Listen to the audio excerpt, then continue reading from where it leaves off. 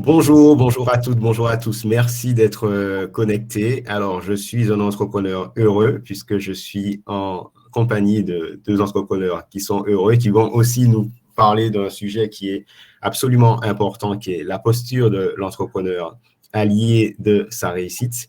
À l'époque, j'avais contacté Leslie, elle m'avait dit il faut absolument qu'on parle de ce thème-là. Ce sera utile et c'est vraiment quelque chose qui permet d'aider aussi les entrepreneurs dans leur voyage, dans leur direction.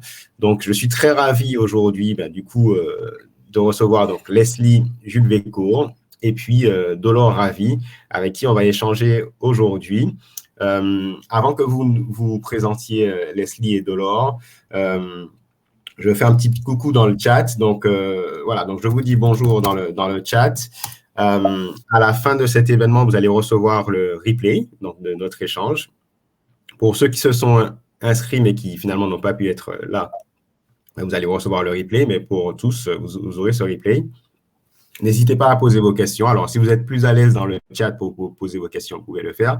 Sinon, vous avez une petite interface questions qui vous permet de poser directement vos questions. Voilà. Donc, n'hésitez pas à le faire dans la partie questions qui est plus approprié. Voilà. Donc, maintenant que c'est fait, du coup, je passe la parole à Leslie puis à Dolore pour que très rapidement, vous puissiez vous présenter. Voilà, donc Leslie, je t'en prie. Très bien. Alors, je suis Leslie Jules Vécourt, consultante formatrice et aussi coach professionnel certifié. Et mes spécialités sont les transitions professionnelles et l'efficacité. Donc, ça fait depuis 2014 que je suis dans l'entrepreneuriat. Auparavant, j'ai une expérience donc, au niveau de la gestion. Je conseille encore aujourd'hui les entreprises pour vraiment être opérationnelles et surtout aller au plus loin. D'accord. OK, très bien. Alors, de mon côté, ça a assuré un petit peu Leslie. Donc, je te dirai si ça assure. Peut-être qu'à ce moment-là, il faudra moins partager ton... voilà, peut-être que le partage de ton écran va peut-être encore rajouter la consommation de bande passante. Donc, il faudra voir. Dolore, parole. En tout cas, merci pour la présentation. Très humble, hein, parce que Leslie, on en a beaucoup parlé. Mais Dolore, je te donne la parole pour que tu puisses te présenter. Bonjour, merci surtout de m'avoir invité. Hein. Vous m'entendez bien, ça va? On t'entend très bien, oui. Oui, donc je suis Dolore Ravi. Mon nom de famille, c'est Ravi. Mon prénom, c'est Dolore, masculin Dolores. Et comment dirais-je, je suis un entrepreneur depuis de très longues années, puisque dans ma courte vie, j'ai déjà créé 6 entreprises, dont 2 aux États-Unis. Donc, moi, je dis toujours, quand on entreprend en Martinique, on est capable d'entreprendre n'importe où dans le monde parce qu'il y a quand même beaucoup de contraintes qu'on va voir au cours de ce webinaire. Alors, aujourd'hui, je ne suis plus entrepreneur, mais je suis en lien direct avec le monde de l'entreprise puisque je suis le délégué régional à la reconversion professionnelle. Donc, j'ai été nommé par le ministère du Travail pour pouvoir, en Martinique, organiser tout ce qui est reconversion professionnelle.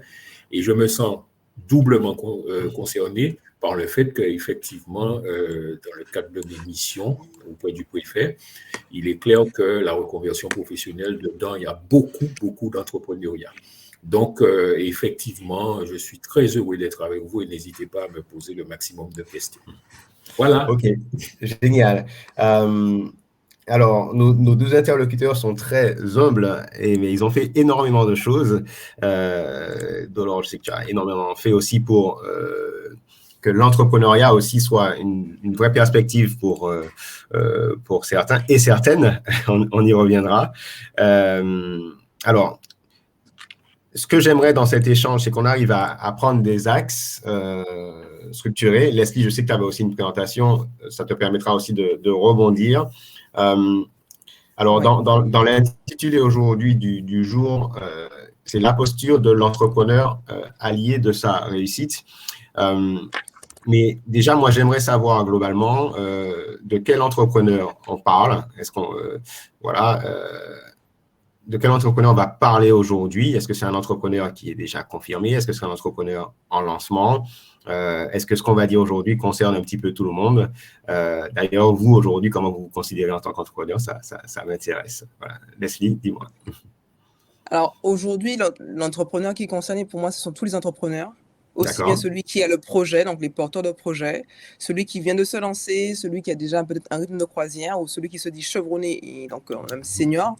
Parce OK. que selon moi, l'entrepreneur, justement, comme l'environnement bouge, nous devons être perpétuellement dans ce regard, cette introspection et cet ajustement.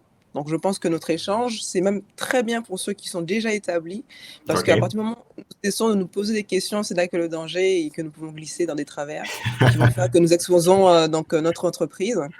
Et après, comment je me situe? Donc, ça fait depuis 8 ans. Donc, ma structure existe depuis 8 ans. Donc, D'accord. on dit souvent quand une entreprise a dépassé 5 ans, tout est joué. J'ai envie de dire que l'avenir, enfin, aujourd'hui, on voit bien que rien n'est joué. Mais après, j'aime bien l'image que finalement, un oiseau, il n'a pas confiance en la branche sur laquelle il se trouve, mais en ses ailes. Et c'est pour ça qu'en tant qu'entrepreneur, quel que soit son stade ou sa maturité, il reste très important de se positionner par rapport à sa posture. Et on va parler assez vite de justement pourquoi on s'est lancé dans l'entrepreneuriat, ce qui est important pour nous, nos valeurs, nos limites, parce qu'encore aujourd'hui, même dans cette période où le changement est omniprésent, encore plus omniprésent, il y a des décisions à prendre pour pouvoir respecter son travail et soi-même. Voilà ce que je peux dire de Excellent. manière assez concise. OK. Ah, c'est une belle promesse. Dolore, tu veux réagir un petit peu sur ces propos de Leslie, puis un petit peu nous dire par rapport à ma première question, voilà, toi un petit peu, c'est quoi, enfin, en tout cas, quel entrepreneur tu as été ou tu es, tu dois toujours encore l'être, et si ça te fait réagir un petit peu les propos de Leslie. Tu es là, je te vois un petit peu figé, tu nous entends? Oui, oui, oui, je suis là, je suis là, je suis D'accord, là. très bien. C'est moi qui OK. ne bouge pas, mais je suis là, je suis à OK. l'écoute. Effectivement, oui, alors il y a plusieurs formes d'entrepreneuriat, hein. Je pense qu'on aura l'occasion d'en parler au cours de ce webinaire. OK. Alors, il y a ce que j'appelle plus communément l'entrepreneuriat d'urgence, c'est-à-dire la D'accord. personne qui est en situation de non-emploi et qui crée son propre emploi. Il y a l'entrepreneuriat sécurisé que j'appelle l'entrepreneuriat franchisé. Et il y a la reprise d'entreprise. D'ailleurs, en Martinique, on voit que l'entrepreneuriat franchisé est très en vogue. Alors, Il y a l'entrepreneuriat franchisé, qu'est-ce que tu entends par là? C'est celui qui va ouvrir une franchise, c'est ça? Voilà, c'est celui qui va ouvrir une franchise. C'est un parcours qui est en D'accord. général sécurisé. Et d'ailleurs, on a constaté que les franchises durent au-delà de 3 ans. Il y a OK. un autre type d'entrepreneuriat qui est l'entrepreneuriat de reprise d'entreprise. Hein? Alors, donc, moi, dans mon expérience professionnelle, puisqu'il faut parler de soi aussi un peu, Oui. je dirais, j'ai commencé l'entrepreneuriat, en fait, par la reprise d'une entreprise. Donc, j'ai racheté une D'accord. entreprise à l'époque. Et pour moi, c'était plus sécurisant parce qu'il y avait déjà des clients, il y avait déjà un chiffre d'affaires. Donc, et j'ai gardé cette entreprise pendant 12 ans. Donc, ce qui Ah est ouais. quand même pas mal. Et Ouais. j'avais plusieurs salariés. Et puis ensuite, je suis passé aussi par l'entrepreneuriat de création, D'accord. à un moment où j'avais cette âme d'entrepreneur. Donc, c'était le dernier point de l'entrepreneuriat dont je n'ai pas parlé. Donc, on crée une entreprise parce qu'on a certaines valeurs, on a un besoin de liberté, et puis on veut surtout participer à l'économie de son pays, hein, être un participant. Et puis, voilà, hein, donc les autres entreprises que j'ai créées, ça a été à chaque fois de l'entrepreneuriat de création pure et dure, c'est-à-dire que là, c'est une autre façon de travailler où il faut faire des études de marché, etc., observer son marché, faire du networking, et puis voilà. Donc, j'ai fait aussi de la franchise, puisque j'ai l'entrepreneuriat de franchise, franchisé, puisque je représentais une marque dans la formation professionnelle assez connue, que je crois que tu connais très bien, Manuel, qui est HEC. Qui est HEC, comme toi, donc j'ai suivi le cursus HEC. Et donc, j'ai représenté la marque HEC pendant plus de 3 ans, en Martinique, en Guadeloupe et en Guyane. Voilà. Excellent. Voilà des certificats, des certificats de la formation continue qui étaient faits par HEC. Voilà. Ok, génial, bravo pour cela, parce qu'il y avait notamment un tremplin, puisqu'on a une communauté qui est très féminine, à plus de 80%, et donc il y avait le fameux programme d'HEC pour les entrepreneurs, enfin les entrepreneuses ou entrepreneureux, dont tu peux nous parler d'ailleurs, qui est vraiment… Oui, que j'ai mené pendant 3 ans ici, ici en Guadeloupe, sur les 2 îles conjointement. Ouais. C'est-à-dire que ça consiste… Alors, c'est un programme spécifique qui s'appelle Stand Up. C'est un programme qui a été monté par la Fondation HEC et qui était, comment dirais-je, destiné à un public éloigné de l'emploi. Notamment, ça a démarré notamment dans la banlieue parisienne avec des femmes africaines et arabes qui étaient immigrées et qui ne parlaient pas très bien français, etc., donc qui étaient dans des problématiques assez particulières. Et ce programme a eu tellement de succès que finalement, comme je m'occupais de la marque sur les Antilles, donc je l'ai mise en place et ça a très bien fonctionné puisque chaque année, avec le financement d'une banque locale que je ne nommerai pas pour ne pas faire de publicité, qui nous soutenait, cette banque locale finançait entièrement la formation, donc elle était gratuite pour les femmes. Et je faisais venir donc des professeurs d'HEC ici en Guadeloupe et on a formé 35 femmes par an. D'accord. Mais génial. C'est pas évident d'en faire de l'entrepreneuriat, franchement. Ok. Merci pour ça. On vend un produit qui est immatériel. Parce que l'entrepreneuriat, il faut prendre ça en compte aussi. Il y a ce qu'on appelle la vente de produits manufacturés et puis il y a aussi vente de l'immatériel, un peu comme les… Ok, génial. Leslie, j'ai vu que quand tu parlais un petit peu de ton programme, tu souhaitais aborder déjà le pourquoi. Pourquoi se lancer, peut-être pourquoi ne pas se lancer.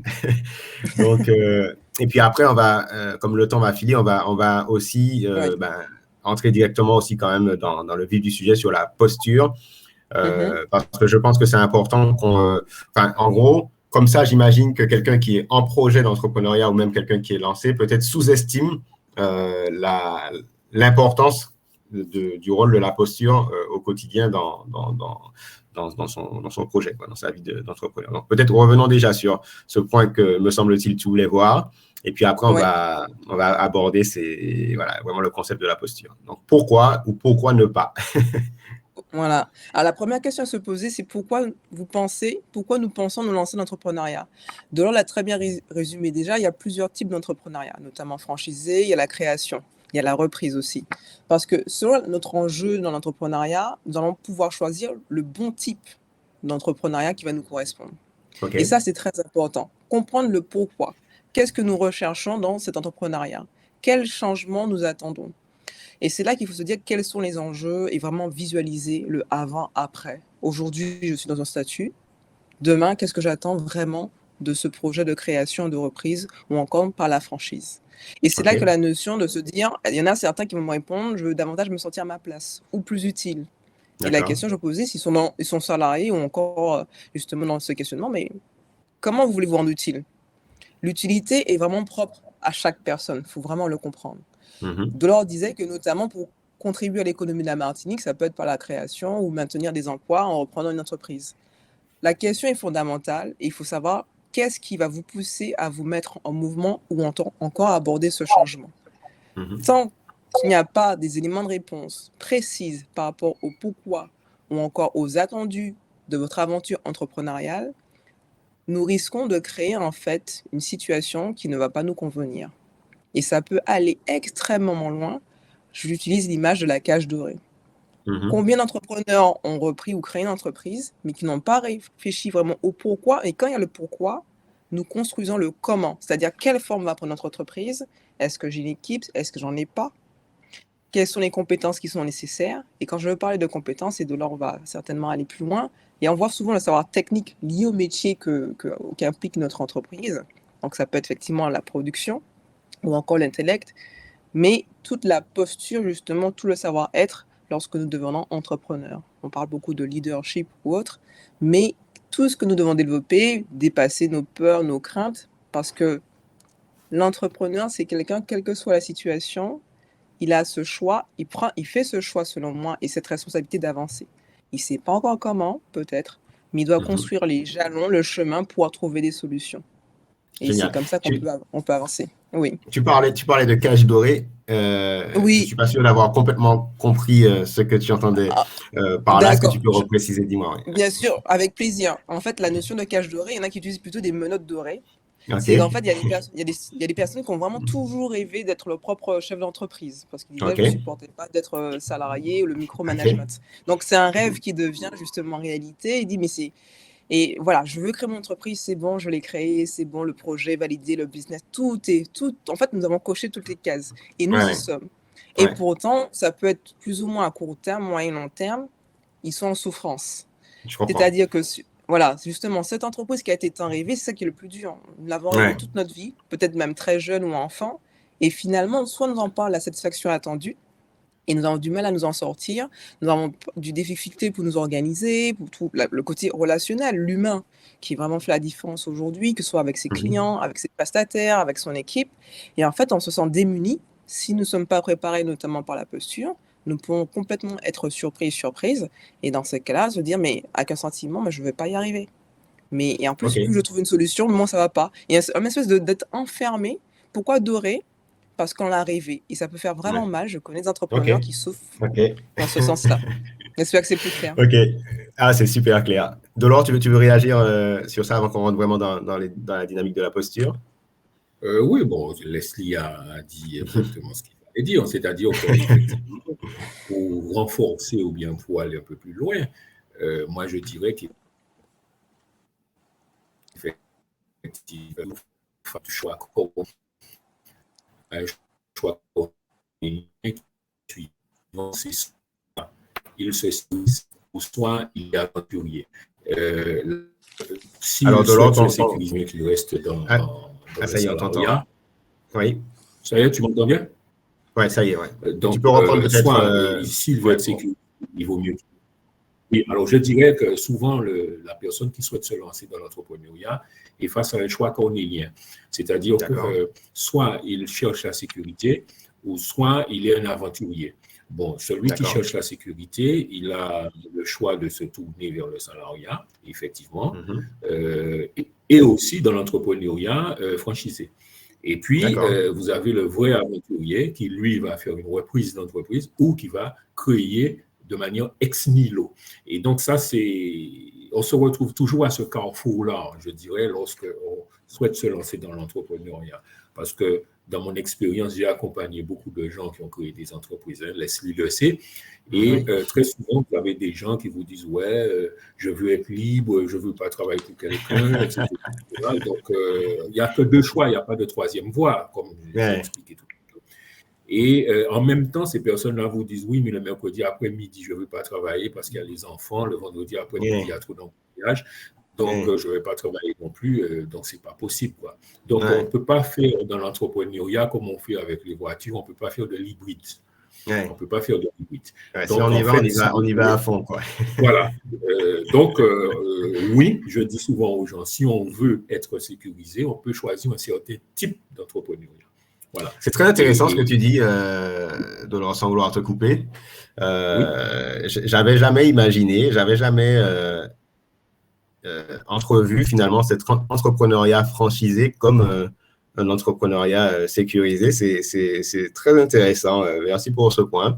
Je vais partir avec cette réflexion, moi, cet après-midi. Oui, je t'en prie. Poser une question, Manuel. Tu ne peux jamais poser la question pourquoi en Martinique, certains grands groupes, même très grands groupes, qu'on appelle les groupes bloqués, sont souvent franchisés. Voilà, c'est ma question. Non, mais c'est très intéressant. Alors, le temps a tourné. Merci pour ces points. Je propose maintenant qu'on rentre vraiment dans la logique de la posture, sachant qu'on se rend compte, en plus, Leslie nous a bien teasé là, que cette posture, on sent que potentiellement, elle est alliée de la réussite. Alors, est-ce qu'on peut déjà définir ce qu'on entend par la posture? Et puis après, peut-être qu'on va pouvoir décliner des différents concepts autour de cette posture de l'entrepreneur. Donc, qu'est-ce que toi, Leslie, tu entends par posture de l'entrepreneur? Qu'est-ce qu'il y a derrière ce concept? Derrière ce concept, je vois une attitude, mais surtout un état d'esprit. D'accord. Voilà. L'exemple que je peux vous donner, et on en a discuté avec Delors par le passé, c'est que je reçois aussi OK. des porteurs de projets, des porteuses de projets. Et des fois, ils ne me disent pas qu'ils ont déjà vu d'autres cabinets conseils. Donc, elle me OK. dit, voici mon étude de marché, voici mon prévisionnel. Donc, je regarde rapidement. Et tout de suite, par les chiffres ne mentent pas. C'est Ouais. quelqu'un qui commence à communiquer, par exemple, en janvier et que dès mars, selon elle, il y a du chiffre d'affaires. Et surtout qu'il y a une masse salariale extraordinaire dès le début. Bon, ça, c'est Ouais. déjà, les chiffres me parlent. Puisque j'ai été très rapide dans ma présentation, mais par le passé, j'ai travaillé dans un cabinet d'audit et expertise comptable au quartier de la Défense. Donc, je suis habituée justement D'accord. à travailler avec des personnes. Et là, par les chiffres, j'en discutais avec Delors. Et en discutant avec la personne, je vois quelqu'un qui finalement, comme disait Delors tout à l'heure, va créer son emploi, très intéressant, mais par contre n'a pas complètement cette attitude, donc cette posture, cette vision de se dire que je suis complètement créatrice de richesse. Parce qu'effectivement, l'entrepreneuriat, il y a différentes approches dans celle je crée la richesse, je contribue, je crée, je modèle, j'apporte un plus. Et là, la OK. stratégie de cette personne, c'est finalement de créer son emploi, ce qui est merveilleux, et de rapidement, d'avoir une posture de salarié dans sa propre entreprise. Est-ce que tout le monde suit ce que je veux dire? Voilà, Donc, la c'est masse choquant ce que tu salariale, dis, c'est choquant, c'est choquant. j'en- J'aime bien. Mais ça, j'en- j'en- ça va être voilà. détonateur là, pour pas mal de gens. OK. En tout cas, c'est un exemple concret. Je ne l'invente Ouais. pas, de leur côté très bien, puisque après, j'ai reçu d'autres personnes par leur attitude. Et c'est même pas notre perception, c'est dans ce qu'ils disent et ce qui est montré, en tout cas, donc noir sur blanc, c'est d'avoir une masse salariale support. C'est normal, puisque en équipe, on avance beaucoup plus vite. Mais c'est leur attitude vis-à-vis de cette équipe, de ces ressources humaines. Limite, chacun va se gérer, alors qu'on a besoin d'un lead. Un D'accord. entrepreneur, la vision, l'attitude, c'est quelqu'un qui a une vision ou qui la construit avec les autres, mais toujours une création de richesse. Et là, son attitude, c'était plutôt celle d'être salarié dans sa propre entreprise. Et l'échange a été celui-ci. Ouais. Donc pour Alors, moi, juste pour ouais, qu'on puisse un petit peu voilà, redescendre par rapport à ceux qui nous écoutent. Donc, ce que tu dis, c'est qu'en fait, finalement, là, tu parles d'un type d'entrepreneur qui, finalement, est en réussite, ou en tout cas, c'est l'image qu'on se dit de l'entrepreneur qui a réussi. Donc, potentiellement, un entrepreneur qui a créé une petite entreprise où il y a une équipe ouais, en support. Donc, ce qui n'est pas déjà donné à tout le monde, hein, puisque ouais, on a plutôt des idées sur le paysage des entreprises aux Antilles-Guyane, plutôt des entreprises unipersonnelles. Donc tu parles d'un cas où ouais. on a plutôt une personne qui a déjà son équipe, En tout cas, mais qui voudrait finalement, avoir une équipe. ou qui voudrait avoir une équipe. En tout cas, dans son Ouais, provisionnel, elle imagine que son business fonctionne avec une équipe. Mais oui, dans sa posture, on voit que c'est une ouais. personne qui est encore salariée, qui ne s'est pas rendu compte que potentiellement elle aura à vraiment embrasser ce rôle de manager, de leader, de pilote, de capitaine d'un bateau dans lequel elle embarque des personnes avec elle. C'est ça que tu dis. Dans ces cas-là, c'est que surtout, elle ne voit pas qu'à un moment donné, c'est elle aussi qui va amener ses clients, qui va communiquer, même si c'est pas son visage qu'on voit, mais en tout cas, il y a cette partie de recherche, cette partie de se mettre en mouvement. J'insiste beaucoup, parce qu'il y a beaucoup de salariés qui ont une posture, finalement, d'entrepreneur, qui sont complètement autonomes, qui vont à leur recherche et qui sont très actifs. Par contre, quelqu'un qui est dans une... Alors, je parle d'entrepreneuriat création dans mon cas. Quelqu'un qui se dit, c'est tous les autres qui vont tout gérer. J'insiste beaucoup, c'est un cas peut-être très particulier. Mais si on se dit, finalement, j'embauche toutes les compétences, parce qu'un leader n'a pas forcément les plus grandes compétences, le meilleur techniquement, mais par contre, il a cette capacité à fédérer ma vision et à créer la vision justement qui va faire, voici telle entreprise de telle personne, ça me parle. On sent qu'il y a une vie. Et c'est selon moi, quelqu'un qui entreprend doit justement avoir cette capacité d'impulser les autres. Si elle confie complètement cette tâche à l'autre, comment on peut nourrir? Et puis finalement, est-ce qu'elle a vraiment cette posture d'entrepreneur au sein de sa propre entreprise? En tout cas, c'est un cas qu'on a discuté avec Delors qui m'avait beaucoup marqué, puisque ce n'est pas de mettre les deux mondes en compétition, ça n'a rien à voir. Mais de se dire, parce qu'on voilà, c'est pas le côté entrepreneur et un salarié, j'ai beaucoup de personnes qui ont le statut de salarié, mais qui ont complètement une vision, une attitude d'entrepreneur. D'accord. Donc, Créativité, ce que je d'initiative. Oui, pourrais un peu pour donner une image, c'est que potentiellement, ce que tu dirais dans la posture, puisqu'on est rentré, ça y est, dans le vif du sujet, d'un oui, entrepreneur qui va être capable d'embarquer, ce que tu dis, c'est qu'un entrepreneur n'aura pas forcément toutes les compétences techniques, d'une entreprise, mais aura cette capacité à s'entourer des personnes qui ont les compétences techniques. Et donc, un entrepreneur doit être capable de déléguer, mais ce que tu dis, que ça ne peut pas être de la délégation par démission, entre guillemets, c'est-à-dire que finalement, il faut qu'il reste celui qui va apporter la vision, il faut que ça soit lui qui apporte la compréhension de comment l'entreprise va avancer, potentiellement des éléments de coordination pour que l'ensemble des compétences, l'ensemble des talents travaillent bien ensemble. C'est un petit peu ce que tu dis, c'est ça? Voilà, les valeurs qui vont réunir tout le monde, la culture, même si, bien sûr, dans la construction de cette vision, il est entouré. Mais à un moment donné, s'il n'y a pas quelqu'un qui donne le là, comme on dit, la problématique, c'est qu'il risque d'avoir cette dispersion, surtout quand il y a autant de difficultés qui arrivent. OK. Alors, Dolore, je ne sais pas si tu veux déjà intervenir, mais moi, du coup, ça m'amène une question. Ouais. C'est que beaucoup d'entrepreneurs, je pense, veulent d'abord créer leur emploi et potentiellement, à la limite, se rendre compte qu'ils se sont trompés parce qu'ils voulaient quelque part aller chercher de la liberté en se soustrayant à la responsabilité d'un manager, etc. Donc, ils veulent de la liberté. Mais finalement, ils ont l'ambition de créer un seul emploi, le leur, et finalement, ils se retrouvent salariés de leur propre entreprise, qui devient finalement un piège parce que finalement, ce seul salarié ne peut pas prendre de congé, ne peut pas tomber malade, etc. Puisque finalement, si ce seul salarié qui existe tombe malade ou est fatigué ou est en dépression ou prend des congés, finalement, l'entreprise ne tourne plus. Ça, c'est un constat qui est un petit peu choquant. Mais c'est aussi que, et j'en fais partie, souvent, quand on pense son entreprise, on la pense pour soi, on la pense plus en tant que créateur de son propre emploi. Alors, est-ce que c'est un manque d'ambition? Est-ce que c'est un manque de culture générale du monde de l'entrepreneuriat? Mais potentiellement, finalement, on est quelque part un petit peu aussi dans cette posture qui fait que ça peut être, là pour le coup, la résultante de la cage dorée dont tu parlais aussi, c'est-à-dire que finalement, on a mis tout sur place, etc. Mais quelque part, on s'est enfermé dans quelque chose où c'est pas qu'on ne prend pas l'action, etc., mais que finalement, le projet qu'on a apporté n'a pas le potentiel, quelque part, d'embarquer plus large que moi. Et finalement, je me retrouve un petit peu coincé. Voilà. D'accord. Alors, si je peux répondre tout de suite, c'est très intéressant.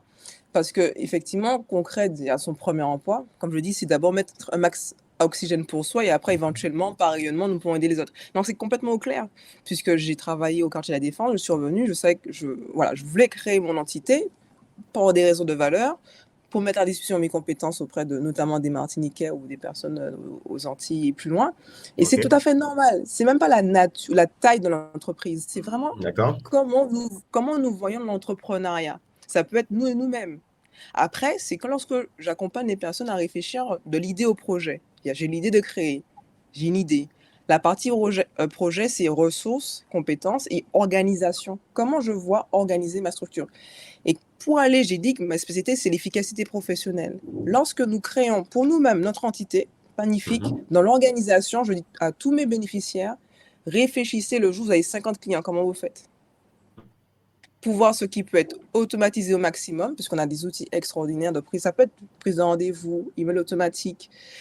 Pour dire, c'est comme si vous devez gérer demain 50, je vous le souhaite, 50 clients, parce qu'il y a aussi une notion de chiffre d'affaires pour avoir un revenu.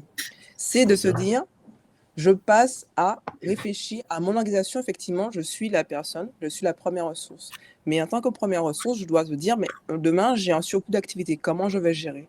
Et c'est la réflexion, justement, de son entreprise, dès le début, qui va nous permettre de nous prémunir de tout ce qui va être fatigue, surcharge mentale et autres. Parce que l'entreprise, justement, c'est de toujours, selon moi, de faire le va-et-vient entre aujourd'hui et demain. D'être dans l'anticipation, dans la proactivité. Et ça nous permet justement d'anticiper des difficultés. Et j'en dis même plus, lorsque nous sommes toutes seules dans notre entreprise, nous devons justement faire preuve davantage de proactivité. Parce que j'ai commencé comme ça, faut le penser. Mais dès le départ, j'ai bien fait la différence entre ce que j'étais ce qui était automatique en termes de charge de travail. Mon travail venait avec moi, il était prescrit. Alors que demain, je suis entrepreneur, surtout seul. Comment je vais pouvoir automatiser ou faciliter cette prise de contact avec moi ou cette visibilité pour que je n'ai pas le temps de prospecter.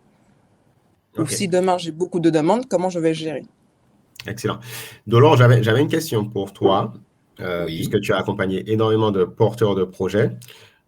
Pour toi, si on est sur l'idée de posture, quel est déjà, parmi tous les fondamentaux, peut-être un qui pour toi est une condition sine qua non? Tu parlais tout à l'heure des entreprises qui vont dépasser les 2-3 ans, etc. Par rapport à tous les porteurs de projets que tu as accompagnés, par rapport à ta propre expérience, dans cette logique de posture, ça va être quoi pour toi un des fondamentaux vraiment essentiels? Alors, dans ta question, il y a beaucoup de choses. OK. Mais moi, je vais aller sur l'angle plutôt sociologique. D'accord. Leslie sait que c'est un peu mon dada. Oui. En fait, on ne peut comprendre l'économie d'un pays ou d'une région, comment dirais-je, que par son environnement socioculturel. OK. Pour te donner un exemple très concret, il y a des choses qu'on fait ici, des produits qui sont typiquement martiniquais. Il suffit de traverser le bras de mer, on va en Guadeloupe, ça ne marche pas. Et vice-versa. OK. On peut prendre des exemples très concrets. Le pain au beurre au chocolat, par exemple. Il y a des Martiniquais qui ont tenté de lancer ça, d'en faire une institution en Guadeloupe. Ça n'a pas fonctionné. Et vice-versa, le beau kit guadeloupéen, il y en a qui le font, on en trouve. Ça fait pour faire acheter des kits comme le client qui se trouve aux abîmes et qui va acheter son beau kit tous les soirs. Donc, pourquoi je dis ça? C'est parce que nous avons un environnement socioculturel qui est particulier et il ne faut pas toujours dupliquer.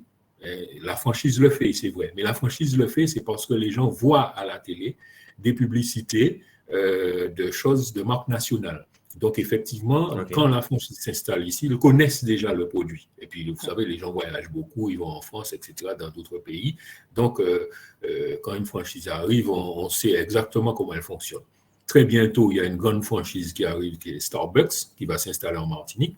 Bon, je suis sûr que le jour de l'ouverture, tout le monde y sera, parce que qui n'a pas entendu parler de Starbucks? Donc, c'est ça que je veux vous faire comprendre, l'environnement socioculturel. Donc, il ne faut pas toujours se calquer sur ce qui se fait en franchise. C'est vrai qu'en franchise, on a du chiffre d'affaires immédiat parce qu'on a déjà la notoriété. Par contre, le chef d'entreprise traditionnel, je dirais martiniquais, il est dans un environnement sociologique où il faut qu'il évolue. Et moi, je dirais que l'une des principales fonctions de la posture d'entrepreneur, c'est qu'il faut qu'il soit lui-même d'abord en phase avec la réalité de l'entreprise. On a deux gros problèmes en Martinique. Je n'aime pas parler de problèmes, mais j'appelle ça le plafond vert. Le plafond vert. On ne le retrouve pas dans d'autres pays.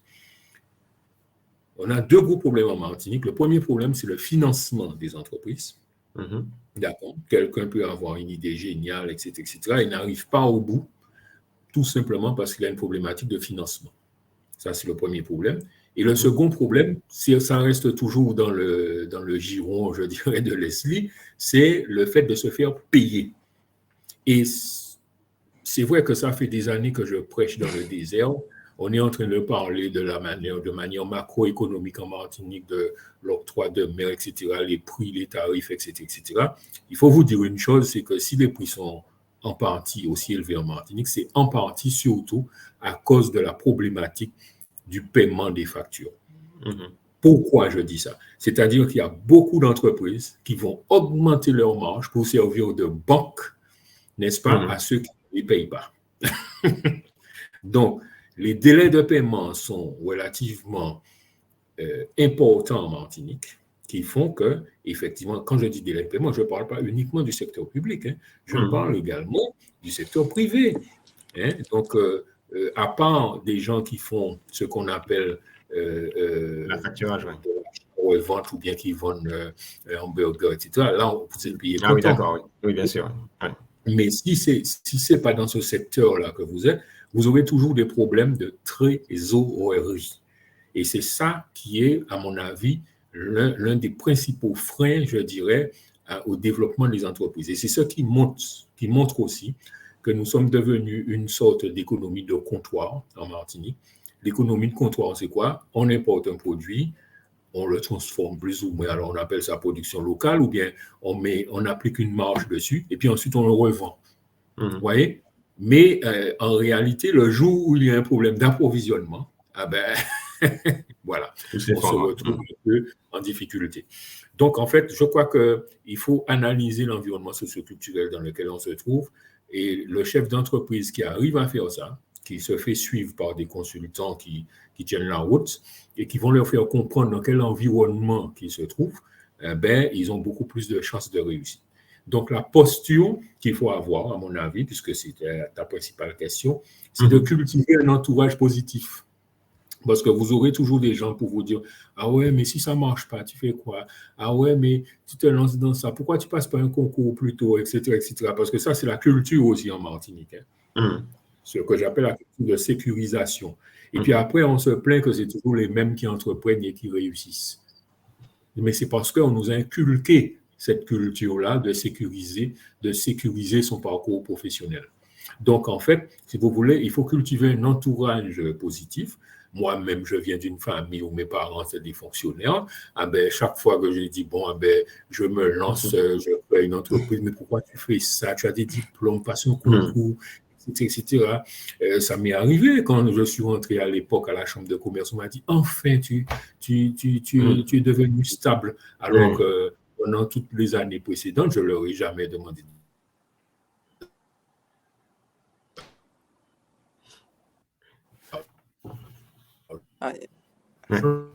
Ça coupe un peu de l'or. Ça coupe un peu. Et puis, il faut rencontrer du monde, il faut faire du networking, comme on appelle ça aux États-Unis. C'est-à-dire que le problème de chef d'entreprise martiniquais, il est souvent isolé. Donc, il faut fréquenter des environnements. Leslie fait souvent des réunions là où elle travaille.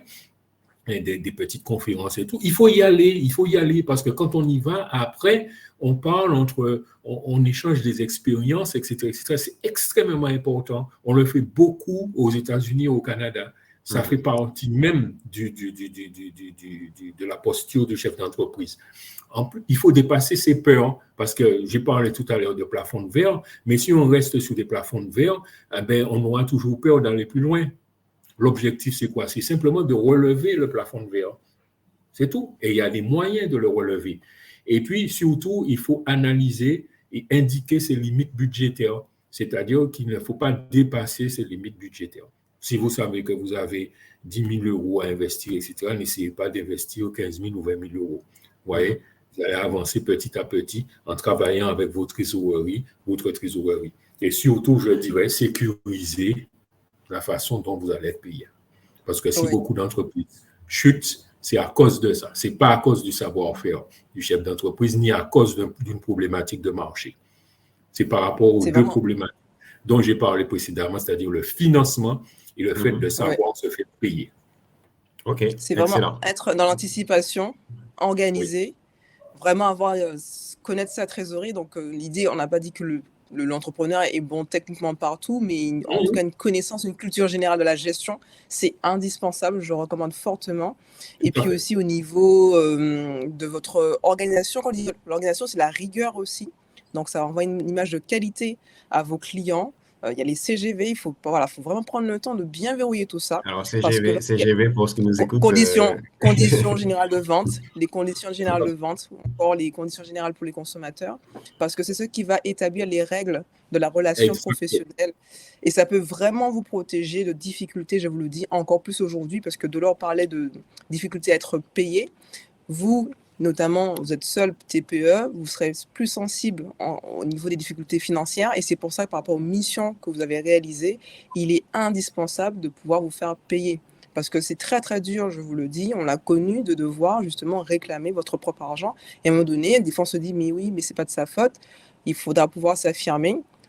l'audace de se dire, je comprends vos difficultés, on prévoit s'il faut un échéancier, mais voilà, il faut aussi pouvoir y aller. Des fois, on a peur ou le syndrome de l'imposteur, est-ce que est-ce que ça le vaut? Tout ça, ce sont des freins que vous pouvez avoir.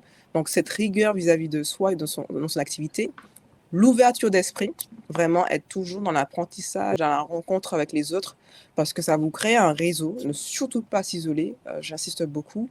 Des fois, on ne se sent pas crédible. C'est par l'action, justement. Entreprendre, c'est des fois c'est sortir de sa zone de confort. Mais pas sans raison, j'insiste toujours. Pourquoi vous lancez dans l'entrepreneuriat? Pourquoi vous mettez en mouvement? Et si c'est important pour vous, et on revient vraiment à l'estime de soi et l'estime de son travail, ça va de pair, hein, je vous dis tout de suite. Un entrepreneur qui a conscience de la valeur de son travail, il va le défendre. L'entrepreneur, elle va défendre vraiment la valeur de son travail. Si vous-même vous avez des doutes au niveau de la qualité de votre travail, ça va se ressentir d'une manière ou d'une autre. Et là, on en vient à la posture, selon moi. Et ça peut faire la différence, justement, le respect dans la relation professionnelle, parce que sinon, vous allez vite être débordé ou même dire, mais je fais tout ça pourquoi? Et on en revient toujours, le pourquoi et à vos valeurs. Et c'est comme ça que vous pouvez créer une structure qui vous ressemble, tout en faisant attention, bien sûr, comme a très bien dit Laure, à l'environnement dans lequel nous nous trouvons. Ok, donc il y a eu beaucoup de choses. Si j'essaie de synthétiser, donc il y a potentiellement des éléments importants à prendre dans la posture qui sont liés aux conditions socio-culturelles de l'environnement où je me trouve.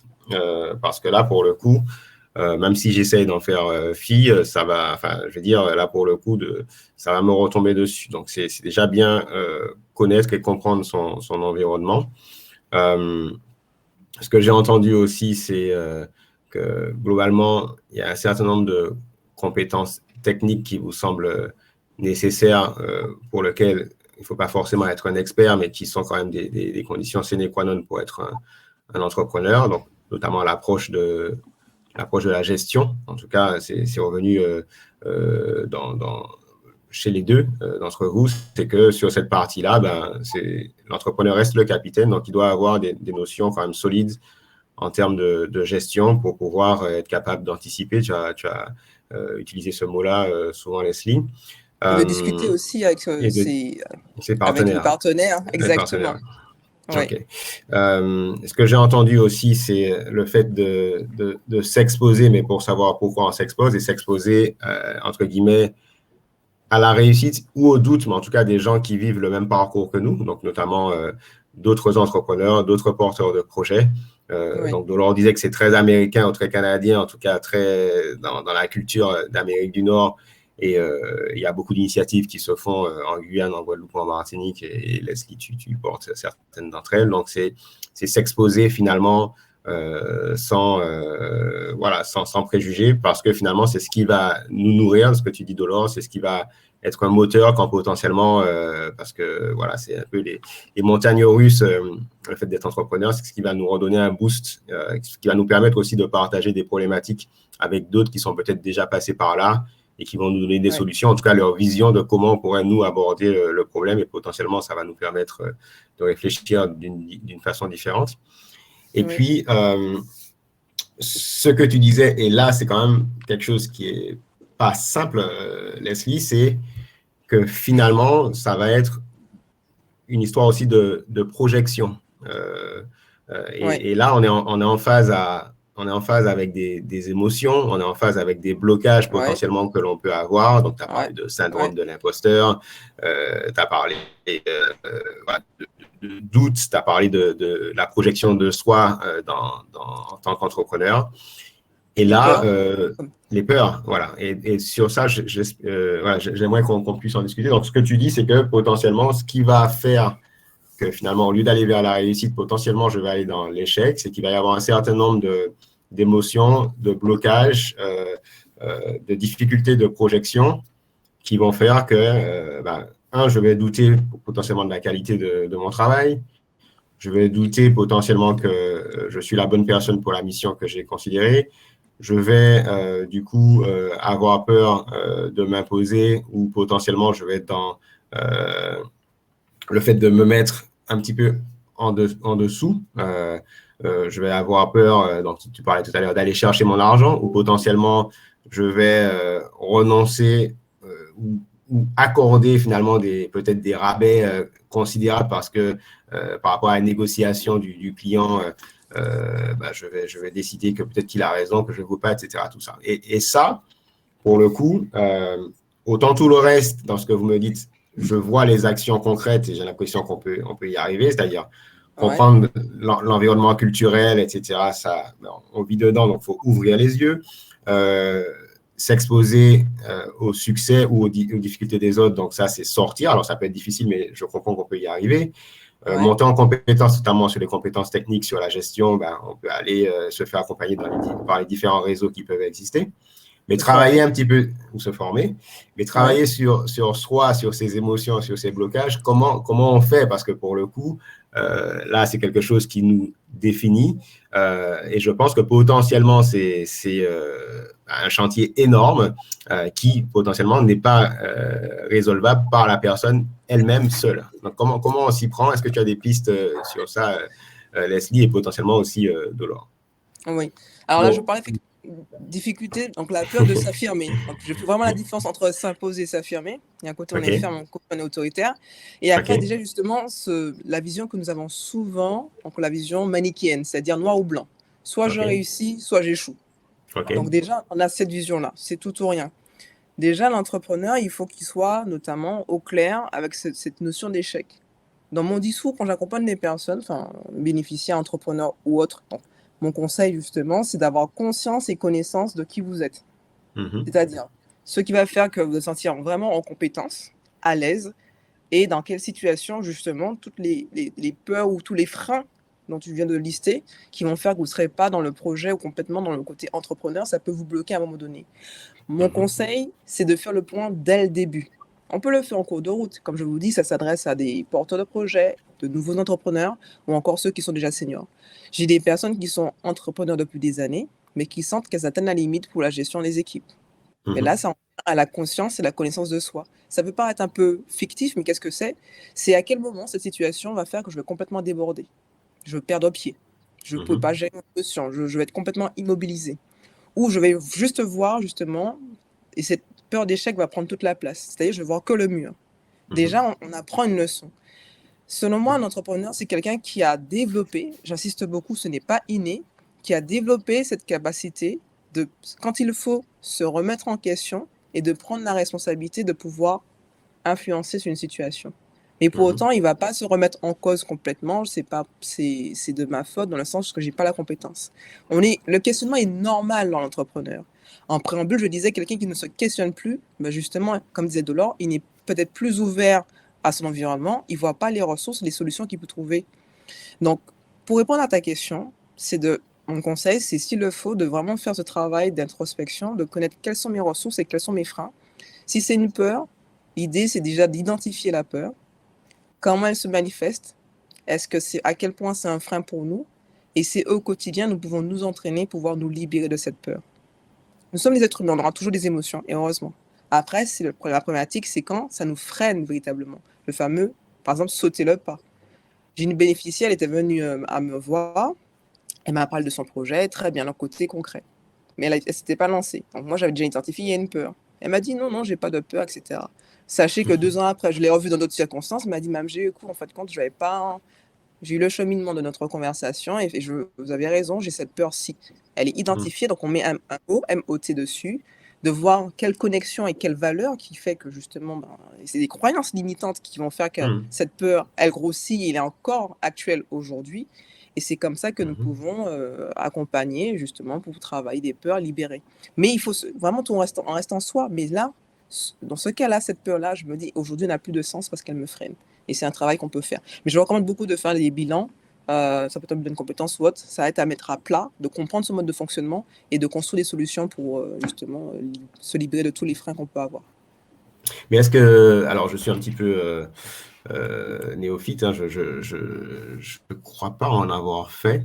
D'accord. Mais est-ce que le bilan de compétences, finalement, alors c'est un petit peu choquant ce que je veux dire, mais est-ce qu'il n'est pas trop superficiel par rapport à ce dont on est en train de parler là? C'est-à-dire que, est-ce que finalement, il va lister les compétences ou les non-compétences, mais est-ce qu'il va permettre de révéler les vrais freins, les vraies peurs, les pensées limitantes qui potentiellement sont en train d'agir et limitent l'entrepreneur dans son action. Alors, Delors a envie je vais donner la parole à Delors, mais Delors me connaît. Il sait comment je fais mes bilans. Je laisse la parole à Delors. Voilà, il sait. Oui, tout à fait. Là, Manuel, tu m'attaques directement puisque c'est ça. J'ai dit que ça allait être choquant, hein, donc voilà, je suis là pour provoquer aussi. Hein. C'est à l'échelle du territoire et en tant que représentant de l'État, effectivement, je chapeaute tous ces dispositifs-là. Donc, il faut savoir une chose, c'est qu'aujourd'hui, il y a des moyens de justement s'évaluer. Alors, il y a le CEP, rappelle-moi le cycle.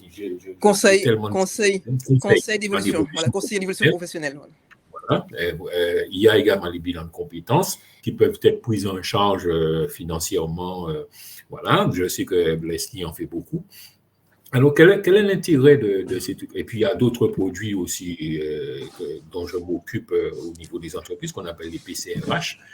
Qu'est-ce qui est important? Ce qui est important avec ce type de produit-là, c'est que ça permet, en fait, je résume, Leslie, ça permet, en fait, à la personne qui en bénéficie de révéler, en fait, ses compétences, de révéler, en fait, ses savoir-faire, ses savoir-être. Et ça lui permettra aussi d'être mieux armé par la suite s'il souhaite se lancer dans l'entrepreneuriat.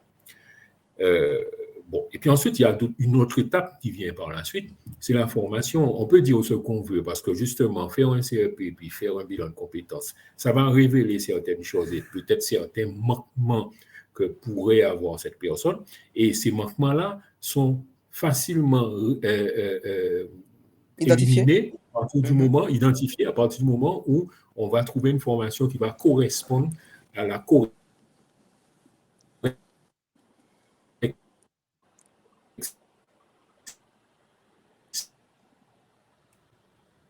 En général, la personne est beaucoup mieux armée pour pouvoir se lancer dans l'entrepreneuriat.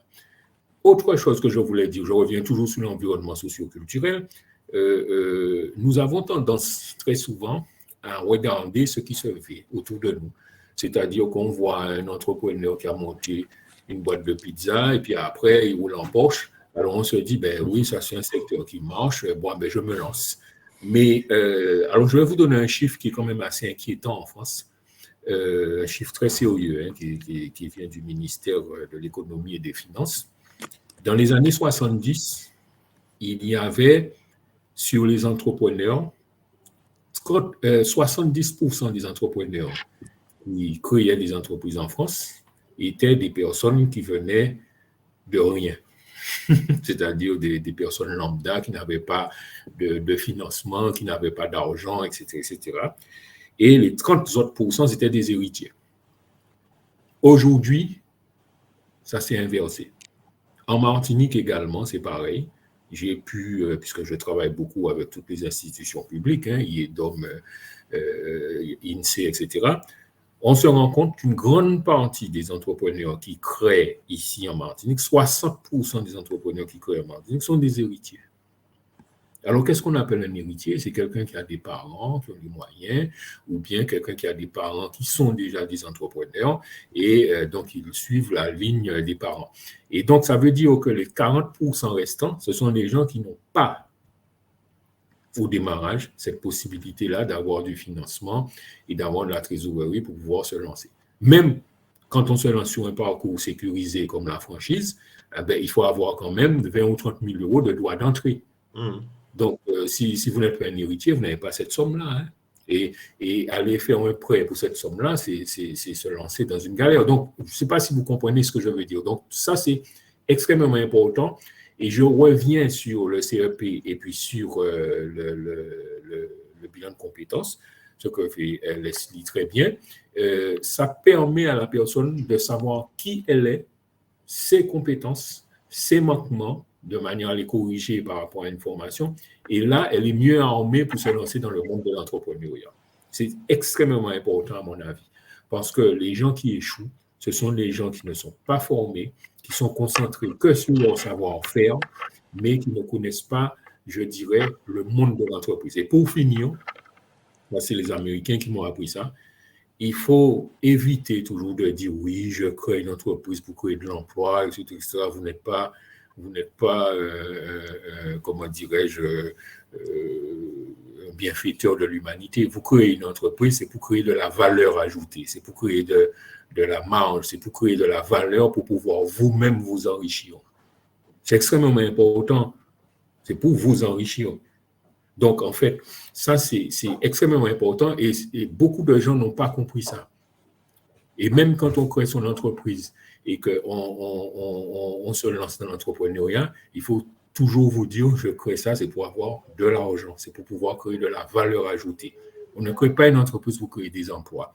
On crée des emplois quand il y a un besoin qui se manifeste au sein de l'entreprise.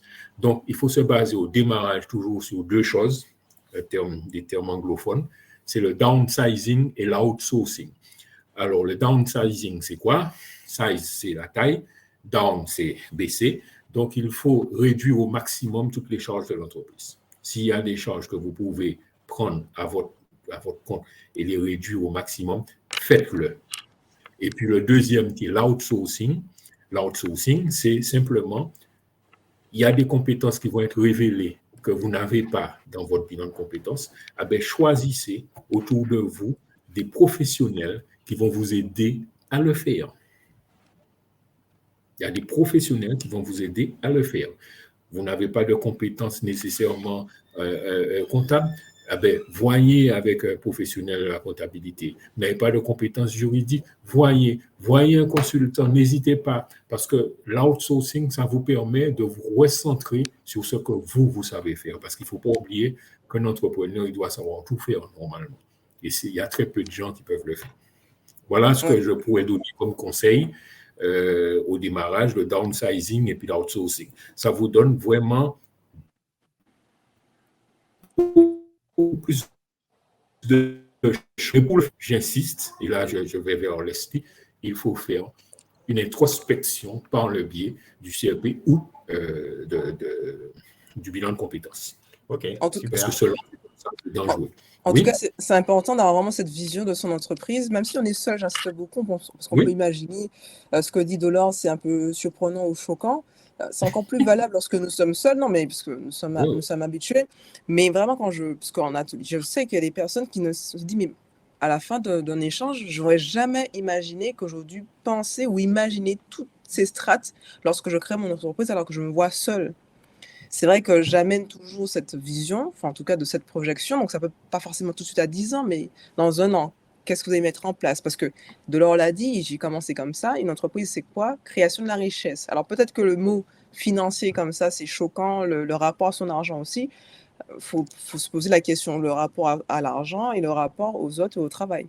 Parce que je vous dis, même si je ne souhaite à personne, ces 2 années ont été particulières pour certaines activités, d'autres moins, ça a été c'était un peu plus simple. Il faut être au clair avec son rapport avec son argent. Parce que si demain, vous créez votre entreprise, vous allez travailler dur, vous allez mettre tout votre cœur, il faut qu'il y ait un retour sur investissement tôt ou tard.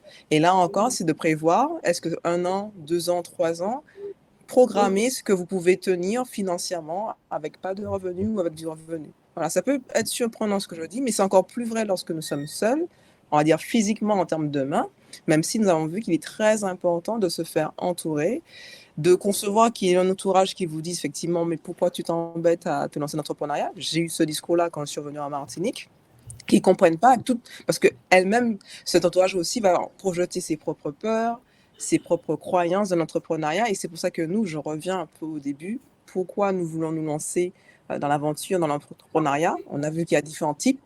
Je parle beaucoup effectivement d'entrepreneuriat création, c'est ce que je connais le plus, c'est qu'il y a un sens qu'on y met. Mais dans ce sens, ce ne sera pas à notre détriment. L'idée, c'est de pouvoir en vivre. Et comme je vous disais, visualiser les attendus de votre projet de création d'entreprise. Ou encore, même si ça fait 20 ans ou 30 ans que vous êtes en entreprise, peut-être vous avez envie de plus de liberté, de déléguer ou de vous recentrer. Ça peut être aussi ça. Mais il y a toujours cette notion de vision, de sens, d'état d'esprit et de toujours vouloir se former pour pouvoir s'adapter à son environnement. C'est quelqu'un qui est en mouvement, qui fait des pauses quand il faut. Manuel disait effectivement, celui qui ne peut pas tomber malade ou autre. Nous sommes les êtres humains, mais le fait de mieux se connaître et une introspection peut-être seule peut vous suffire, j'en suis contente pour vous, ou accompagner, c'est de comprendre son mode de fonctionnement, et ça, on peut le faire par les outils qu'a présenté Dolores, s'il y a une approche globale. Comment je fonctionne, comme vous dites tout à l'heure. Qu'est-ce qui fait que là, je ne vais pas supporter la critique, ou ce client, ou le type d'activité qui ne me correspond pas, ou dans quel cas je devrais déléguer. J'ai des entrepreneurs qui ont des comptables, mais qui n'ont qu'une connaissance. Dès que je leur parle, c'est pas moi, c'est ma comptabilité. Qui encourt la responsabilité. Même comptabilité, expert comptable. Donc, il est seul dans son entité, il confie un expert comptable. Ou encore le marketing, ou toutes sortes de prestations. Finalement, qui va recevoir ou assume les conséquences sur son entité à vie de l'entreprise? C'est le chef d'entreprise, c'est la chef d'entreprise. C'est nous, entrepreneurs. Donc, même si techniquement, nous ne sommes pas les meilleurs, pas forcément besoin de ça, mais d'avoir, je pense, en termes de posture, cette curiosité sur les différentes phases, les différents pôles d'une entité, aussi petite soit-elle, pour justement qu'elle fonctionne bien et surtout qu'elle puisse progresser. Un regard, un intérêt surtout, et je vous assure, ça fait la différence. Et on anticipe mieux. Ok, super. On arrive à la fin de notre échange. On a eu beaucoup de choses. Donc, pour ceux qui nous ont écoutés, je sais qu'il y a des gens qui se sont aussi inscrits pour les replays. Ce sera très riche. Moi, ce que je retiens de cela, c'est que je savais que c'était difficile d'être entrepreneur, mais qu'on a le sentiment, et vous avez bien expliqué, que finalement, avoir un projet qui tient la route, sur le papier, n'est pas une condition sine qua non de réussite d'un projet. Si je dois un petit peu synthétiser l'ensemble, c'est que finalement, de façon théorique, tu disais, Leslie, que tu peux avoir un bon projet, tu sens vraiment que ça tient la route, mais ce ne sera pas suffisant, et c'est ce qu'on embarque un petit peu dans cette logique de posture. La posture, ça va être finalement au-delà de cette partie un petit peu théorique de l'approche de l'entreprise. Vous avez donné énormément de conseils. Parce qu'on a dépassé un petit peu le temps, mais si je dois un petit peu simplifier, parce que nous, dans notre communauté, on a plutôt des porteurs de projets, ce serait quoi un petit peu les choses à checker pour se dire OK, c'est bon, c'est-à-dire j'ai fait, c'est au clair potentiellement sur le projet, de façon théorique, mais potentiellement, et c'est ce que nous apporte cette conversation aujourd'hui, j'ai fait aussi le check-up par rapport à moi, l'entrepreneur, et sur tout ce qui va englober la posture. Ce serait quoi un petit peu alors peut-être que vous aurez besoin de faire un petit passe-passe, mais les choses, les petites boîtes à checker pour se dire OK, potentiellement j'y suis, quoi. D'accord. Ce que je recommande souvent, excuse-moi. Oui, ce que je dis d'abord, est-ce que c'est un besoin ou une envie, la création d'entreprise? Le besoin, il y a une notion de pérennité, c'est-à-dire le long terme. Une envie, il y a souvent la fugacité. C'est besoin ou envie. Ça, vous pouvez réfléchir et cocher. En deux, quelles sont mes attentes? Est-ce que j'ai pris le temps? Alors, c'est quoi les conséquences finalement, besoin ou envie? Est-ce que finalement, non, vous rigolez, mais est-ce qu'un entrepreneur qui va par besoin ou est-ce qu'un entrepreneur qui va par envie, est-ce qu'il y a l'un qui est disqualifiant? Alors, je ne dirais pas disqualifiant, c'est dans la manière de faire, mais surtout la résistance par rapport aux événements qu'il pourrait rencontrer. Quand c'est une envie, souvent, nous n'allons pas nous mobiliser de la même manière que lorsque c'est un besoin. Voilà, j'ai besoin d'entreprendre par rapport à je crée mon emploi, c'est un besoin de se dire, je veux me prouver, je veux me dépasser, je veux me proposer vraiment mes compétences en direct avec les personnes. Il peut y avoir plusieurs raisons, mais où on va arriver à la conclusion que c'est vraiment un besoin, c'est ça, quoi. Exactement, les raisons sont différentes, mais là, c'est un besoin. L'envie, il y a la notion de fugacité. Quand ce qui est fugace, c'est-à-dire qu'à la première difficulté ou aux premières difficultés, on peut peut-être nous ébranler plus facilement. Finalement, je suis très bien, voilà, je ne me lance pas. C'est pour ça, je conseille la première case, besoin ou envie. Ensuite, par rapport au projet, donc c'est sur le papier, comme on disait, quels sont mes atouts? Nous avons tous des atouts. Quels sont les points que je dois travailler pour être plus à l'aise? Vous voyez ce que je veux dire? Donc ça, ce serait une autre... Est-ce qu'il y a des grilles qui existent si on décide de faire ce travail un petit peu seul, qui permettent de voir, parce que potentiellement ex nihilo comme ça, se dire, bon, qu'est-ce qu'il faut? Ça peut être un petit peu compliqué. Est-ce qu'il y a des grilles qu'on peut conseiller qui permettraient un petit peu de faire ce check-up de ce que j'ai, ce que j'ai pas, que je comprends auquel on accède par le bilan de compétences dont on parlait. C'est ça. Oui, c'est l'un des outils, effectivement. Après, c'est par rapport au type d'activité, de là, on pourra très bien intervenir dessus. C'est par rapport au type d'activité, le métier, le type de produit que nous voulons proposer. Donc là, il y a forcément il y a un tout à cocher et nous pouvons justement clairement nous positionner, de voir voilà, où j'en suis, ce qu'il me faut comme compétence, donc comme formation, ce que je dois développer. Et puis après, il y a des incontournables en termes d'entrepreneur, donc ce que nous disions, donc cette pugnacité, cette ténacité, capacité à se poser des questions, d'ajuster, de pouvoir naviguer dans le changement, de dépasser aussi quand il faut ses craintes, ses peurs, il y en a. C'est les écouter en fait, ce ne soit plus des freins, et c'est de faire des points. On recommande même d'avoir une espèce de carnet de bord, donc ça peut être un carnet de stratégie pour pouvoir se dire voici où j'en suis, mais toujours je dis naviguer entre le présent et l'avenir. Et vraiment, c'est de tirer des leçons de ce qui peut sembler pour les autres un échec. C'est quoi un échec? Voilà. Qu'est-ce que je tire comme leçon dans toute situation? Et de se dire, en grandissant moi-même, mon entreprise va grandir. Pas forcément en équipe, mais en tout cas dans la facilité de fonctionnement, la facilité à faire face au changement ou à l'environnement. En fait, l'entrepreneur, c'est quelqu'un qui a compris qu'il est important d'investir en lui-même. L'entrepreneur a compris qu'il faut vraiment investir en elle-même tout le temps. J'insiste. Nous voyons des signes de richesse extérieure. Bon, elles sont pléthores, mais la première richesse, c'est l'entrepreneur qui se dit, ok, j'ai créé une entité qui a du sens pour moi, qui correspond à mes valeurs, je peux communiquer sur elle, je suis comme je suis, je m'améliore, mais je suis surtout les porteurs de projet. Vous êtes la première ressource qui pourra défendre votre projet.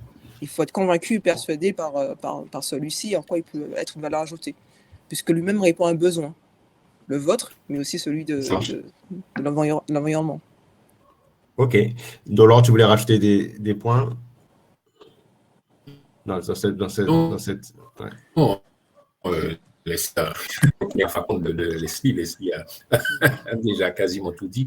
Moi, ce que je dirais juste pour celui qui se lance, c'est effectivement d'avoir recours à des professionnels, des professionnels avertis qui vont l'accompagner.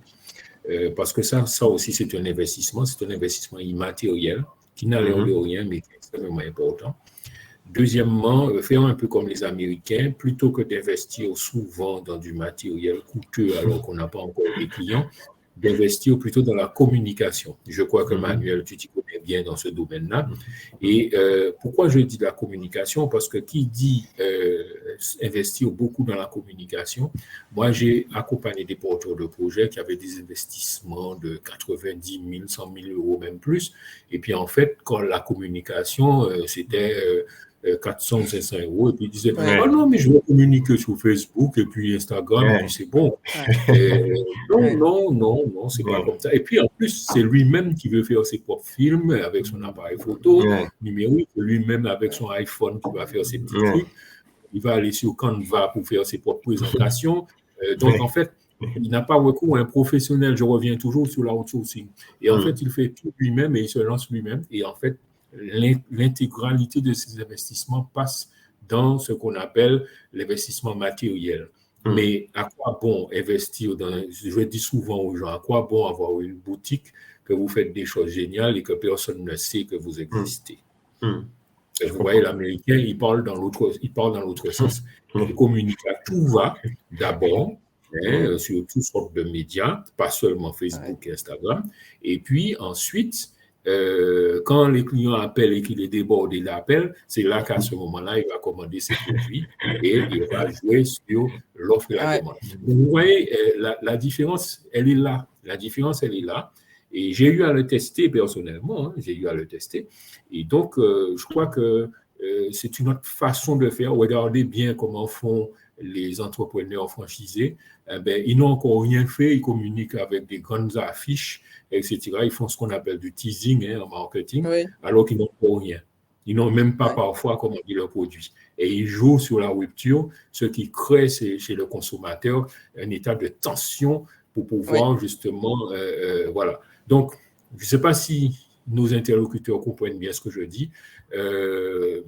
n'investissez pas trop dans le matériel, investissez beaucoup dans la communication. Beaucoup dans la communication. Globalement, globalement, pour dépasser la communication, globalement, dans tout ce qui n'est pas forcément lié directement au produit fini, que ce soit un produit ou un service, mais qui sont des éléments nécessaires pour la réussite de l'entreprise. Voilà. Et pour finir, ça va être mon dernier mot, soyez dans la prospective permanente. Alors, la prospective, Leslie en a un peu parlé, c'est quoi? C'est toujours essayer d'avoir un temps d'avance. Parce que vous savez, nous sommes dans une société où aujourd'hui tout va vite avec les réseaux sociaux, les modes, etc., etc. Tout va très vite. Donc, on peut se lancer dans un domaine qui est à la mode en ce moment. Ça fait tendance, par exemple, je vois qu'on commence à ouvrir beaucoup de trucs de CBD, de trucs comme ça. Il y a des trucs de tacos, des trucs de machin. Bon, tout ça, c'est très bien, mais dans 3 ans, il y aura de nouveaux produits. Il y aura, voilà. Et c'est ce que j'appelle la prospective. Donc, il faut penser à ça aussi, de manière à rendre votre activité pérenne. Sinon, ça va être très difficile pour l'entrepreneur de s'en sortir. Et surtout quand les investissements sont monstrueux. Parce que quand on monte un restaurant avec une thématique, c'est 300 000 euros, eh bien, je ne pense pas qu'en 3 ans, vous arrivez à... Donc, vous voyez, il y a ce phénomène de mode là aussi, qui est souvent généré par les réseaux sociaux. Il faut faire très attention à ça. Voilà. Donc, soyez dans la prospective. Osez se montrer aussi. Projetez-vous. Super. Bon, ben, très bien. Ben, c'était très riche. Pour ceux qui nous ont écoutés, qui ont été présents jusqu'au bout, ben, vous avez l'information en replay. Je remercie vraiment Leslie et Dolor pour tout pour toute cette expérience qu'ils ont partagée avec nous. Aussi, tu peux laisser tes coordonnées dans le chat pour que les gens qui seraient intéressés de te ou de vous contacter puissent le faire. Encore un grand merci pour la confiance, parce qu'avec Leslie, on avait parlé de ce projet depuis un moment. Je crois que c'est moi qui avais dû reporter parce que j'avais une contrainte. On l'a fait. On l'a fait, c'est essentiel. Ouais. Donc, très heureux de ça. Merci pour toute la valeur que vous avez apportée. Félicitations pour vos parcours personnels, parce que allez googler un petit peu Leslie Dolor pour voir tout ce qu'ils ont fait. Donc, merci de la confiance d'avoir partagé 1 heure, un petit peu plus de votre temps avec notre communauté. Et puis, que ça soit Dolor, que ça soit Leslie, si vous souhaitez à nouveau aborder un thème, avec plaisir, on vous recevra à nouveau au niveau de la communauté Arwitech. Voilà. Merci de la confiance. Merci à toi. Allez. Bon appétit, bonne journée. À plus tard. Bye bye. Au revoir. Bonne journée à tout le monde. Bye bye.